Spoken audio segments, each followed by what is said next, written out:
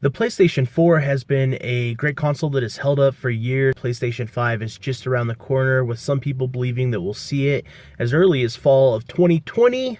That sounds amazing. However, what features of the next generation console will we need to see to dive in? This video is sponsored by nobody. We're a small channel. If you enjoy the video, hit the like button, and if you're new here, please consider subscribing. It helps as we're growing daily, and it's greatly appreciated. Thanks. Getting back on track, let's dive into the top PlayStation 5 features that we want to see to enjoy and make great the next generation. Final one on this list is something I think that all of the next generation consoles need to embrace. It's pretty important. That being said, let's jump into number 5. The PlayStation 5 needs to have backwards compatibility. You pick up your new console and you're able to immediately go ahead and enjoy and play all of your existing PlayStation 4 games.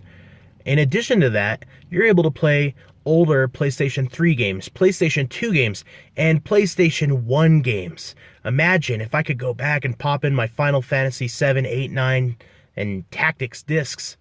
Oh, that would be a big selling point for me. Microsoft is already doing this with their Xbox, at least to some extent, and I would love to be able to literally pop in the old discs, not even just be able to download the old games, but pop in the discs and just play.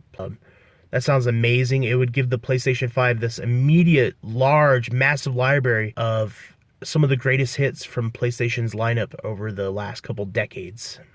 Number 4, this one is really big for me, and it is for a growing number of people. The PlayStation 5 needs to bring us the next generation of support for virtual reality. PlayStation VR has done really well. I'm not saying that virtual reality should be like integrated directly into the console and sold like the Xbox tried to push the Kinect on us.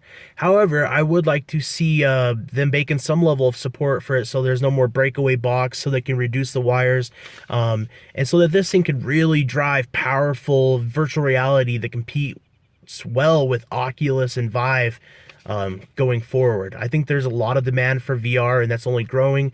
It's a must-have feature for the next generation of consoles. Number 3, we've talked about this one before. It's a big deal. We need bigger hard drives, or maybe SSDs. That'd be cool too, but that'd probably drive the cost up. Games are clocking in at large numbers. You know, we've seen games this generation start to break 100 plus gigabytes per game. We simply can't have another 500 gigabyte console or another terabyte console. I think the minimum drive space that this next generation, that the PlayStation 5 needs to have, is 2 terabytes minimum. And I think by the end of the generation, we'll be looking closer to 8 or more. Your hard drive right off the bat is going to be critical for those people that want to jump on this console immediately and have a lot of games. If they want to sell a lot of games, they need to give us the space to store those games in. Number 2, this one's a big one. I think it's pretty much guaranteed. However, if not, that could be a make or break for a lot of people. The PlayStation 5 needs to have standard support for 4K resolution screens. Now, the PlayStation 4 is kind of like this stopgap that kind of gets us there this generation, kind of artificially, and that's great. The next generation of consoles has to just straight up play 4K console resolution, no problem. Let's see 60 frames per second is a solid standard also across the library of games. That's a big one for a lot of people, myself included, and it will continue to be a bigger deal as more and more people are buying 4K TVs, and in the future, in the coming 5-7 years, as we start to branch off beyond 4K, where that's just the standard everywhere. It has to be a part of the console. Number 1. This one is a big one. The PlayStation 5 has to do this, or a lot of people just are not going to be on board with it. They struggle with this one a lot. Crossplay, universal crossplay. Games like Fortnite, Rocket League have done so well across so many systems and fought so hard to get crossplay. We need to see the PlayStation 5 play nicely and share its group of users with everybody out there. Now, I understand there's some struggles there. It's hard to share with mobile players or people that are on keyboard and mouse, where there's disadvantages and advantages built into the mechanics there.